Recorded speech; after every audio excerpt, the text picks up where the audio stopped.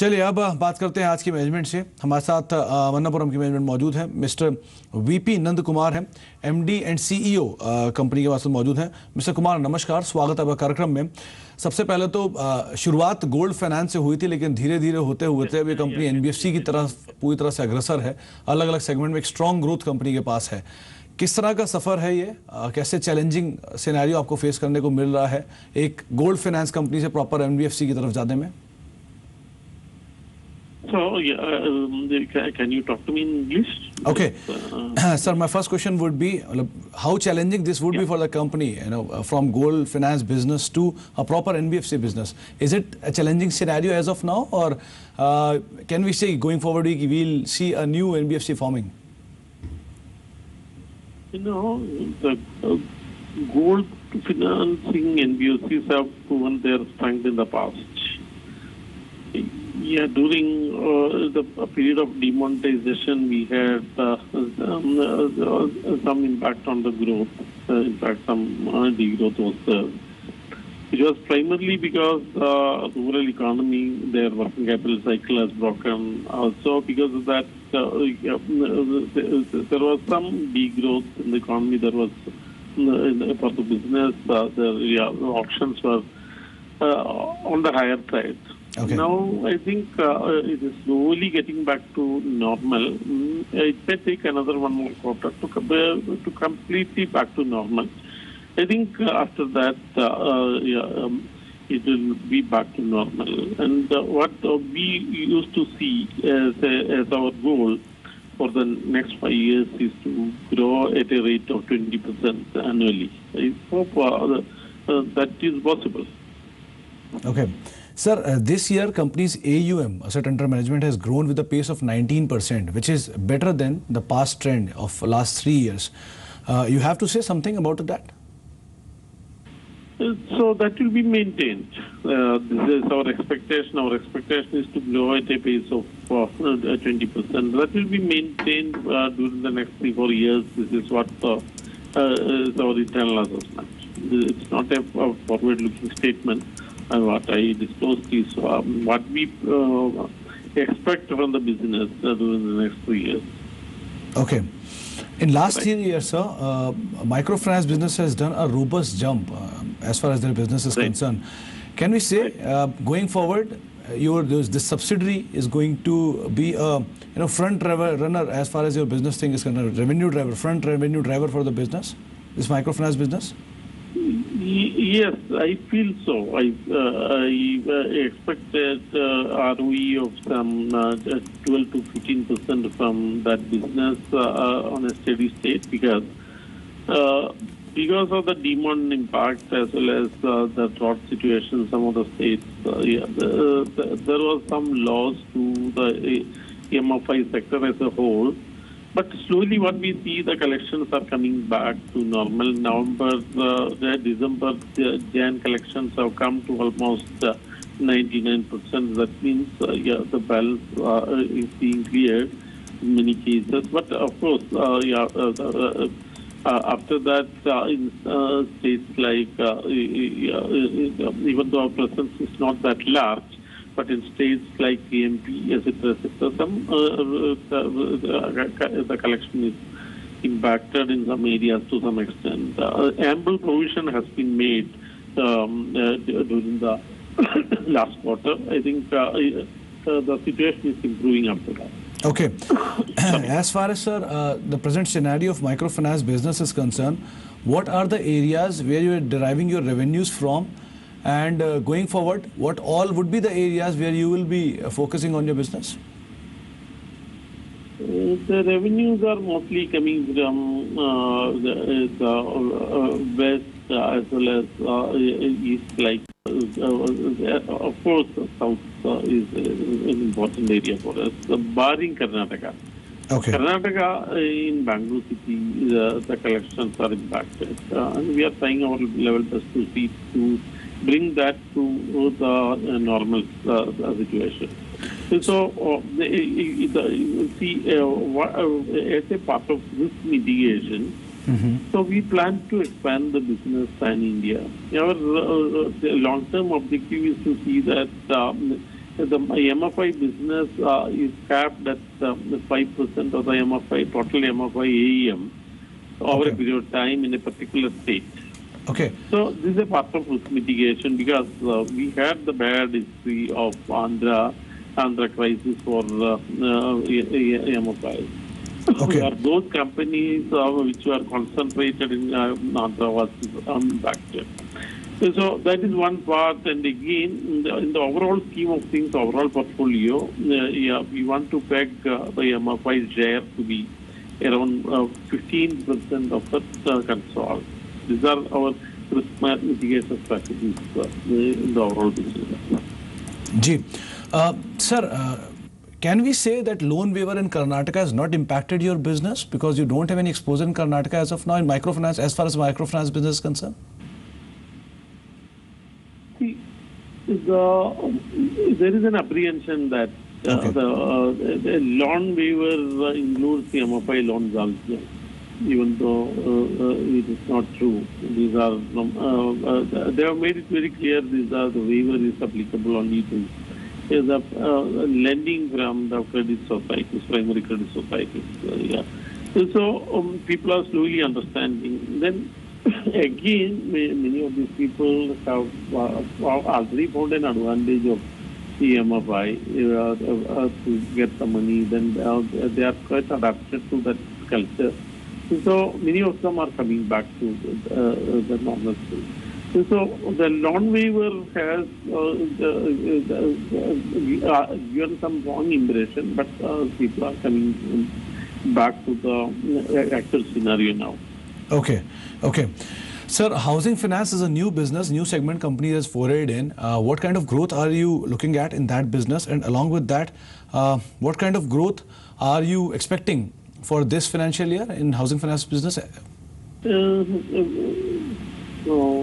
have budgeted the portfolio to grow over 500 crores, which is roughly 25 crores now. So the reason for our projection is now the branches are established. Now people are in place, technology is in place. So with that, some stability is there at the branches, which are the sourcing centers. So now these are quite ripe enough to bring more business. So I hope it will definitely cross over 500 crores. Okay. What is the present scenario of NIM? What is the present NIM situation of the company, and how's the cost of borrowing as far as last quarters are concerned? Last year we were able to maintain I will talk rather about the ROA. Okay. The ROA to be around 5%.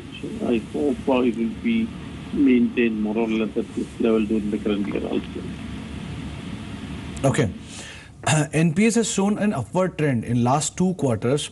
Sir, any specific reason for that? Any specific account, or is it a normal scenario? See, the NPAs are, I would say, rather technical because the last 2 quarters, the quarter before this last quarter, what has happened, this was a period where the people were in rural economy was having that stress of demand. So we thought that this is not the time for press for collection. We will give more time for auctioneer for auction, etc. We will delay the auction. So that just led to a rise in NPA. Also, some of these got auctioned during the last quarter. It has come down. Actually, you will agree that the NPA has come down. So from this quarter onwards, it will go back to the normal facing out of that NPA. So can we say by H2 FY18 we will see a normal NPA situation of the company? Sure. Okay. Okay. Sir, you've got a strong dominance in southern market and eastern market as well. Can we say going forward, northern and western would be key areas where you'll work for? Yeah, absolutely right. Absolutely right. We see some of the branches in north or in the south are unviable now because of our concentration. So We have the plans to close down some the 200 branches in the south. At the same time, opening some 200 branches in places, in potential places in north and east. Okay. One more thing, sir. Metro and urban areas basically composite 56% of your revenues. So, can we say going forward you have much scope in rural and semi-urban areas? What are your plans for that? Yeah, you are right. And so there is more concentration in urban centers. Then, yes, as a part of rationalization, we will close down some of these branches and definitely go to semi-urban areas. In some of our new big initiatives like home finance and commercial vehicle finance, what we target is the tier 2, tier 3, tier 4 cities rather than tier 1, tier 2. So our focus will be more on that semi-urban areas. At the same time, I would not say we will ignore urban, but our growth will be will come more from semi-urban areas. Okay. Mr. Kumar, I just want to understand that what would be more threat for the company? Is it presence in rural areas or the urban mix? Which would be more threat side of the company? In one segment, the threat is the microfinance is the threat is primarily this a clamor for loan waiver, etc. Even though these are the loans offered by the bank, but this definitely affects the credit culture. This is an area of concern in the long term. Yes, the credit culture is a general culture. So this is one area. So I can't say it is coming from rural, etc. For example, Okay. in urban areas also it comes. For example, our bad recovery in microfinance is primarily from Okay. the Bangalore city. Okay. Okay. Sir, one more thing. In one of the segments, your customer base is increasing continuously, but the ticket size for these loans are reducing. Is it a sign of worry for the company as of now? No, it is because of the regulatory changes also. Because more than certain amount of the people we cannot pay cash, etc., etc. So the people may be resorting more family members coming from the household, etc., etc. That could be the reason for decreasing the size of the ticket margin.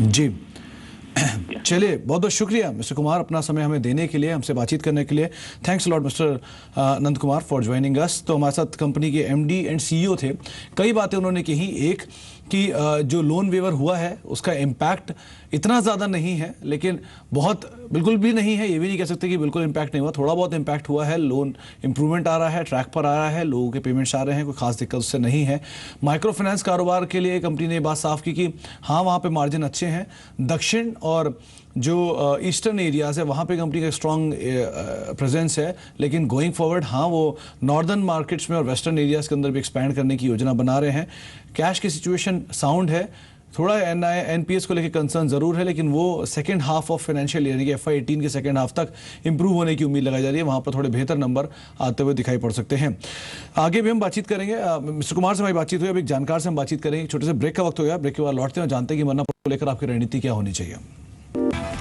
आप देख रहे हैं corporate radar हम बातचीत कर रहे थे मन्नापुरम के मैनेजमेंट के साथ अब हमारे साथ बातचीत करने के लिए अविनाश मौजूद हैं करना क्या चाहिए आपको मन्नापुरम के शेयर में अविनाश नमस्कार स्वागत है कार्यक्रम में मन्नापुरम की मैनेजमेंट से हमने बातचीत की एनपीएस को लेकर थोड़ा कंसर्न जरूर है लेकिन उनका कहना है कि FY18 सेकंड हाफ तक ये इंप्रूव हो जाएगा आप क्या राय रखते हैं शेयर पर नहीं मुझे लग रहा है कि सुमित क्लियरली जिस प्रकार का मार्केट गोल्ड फाइनेंसिंग के लिए है हमको लग रहा है कि FY18 का अगर हम आउटलुक देखें तो डेफिनेटली FY17 के मुकाबले में जब डीमोनेटाइजेशन हो गया था इसका थोड़ा बहुत इम्पैक्ट बिजनेस पे जरूर हुआ था एसेट क्वालिटी की अगर हम बात करें तो मुझे लग रहा है कि थर्ड और फोर्थ क्वार्टर में जरूर इंप्रूवमेंट होने की चांसेस है और जिस प्रकार का इनका नेटवर्क है, जिस प्रकार का इनका लोन बुक है और एसेट क्वालिटी जिस प्रकार से ये कोशिश कर रहे हैं इंप्रूवमेंट करने के लिए, मुझे लग रहा है कि 92 में अगर ये शेयर मिलता है, अभी करीबन 94-95 है, तो मेरे ख्याल से इसमें डेफिनेटली निवेश किया जा सकता है। ऐसे गिने चुने कंपनीज है जो रूरल इंडिया में काफी स्ट्रांग है अपने वर्टिकल में, तो ये डेफिनेटली एक अच्छा विकल्प हो सकता है, but with a slightly long term option.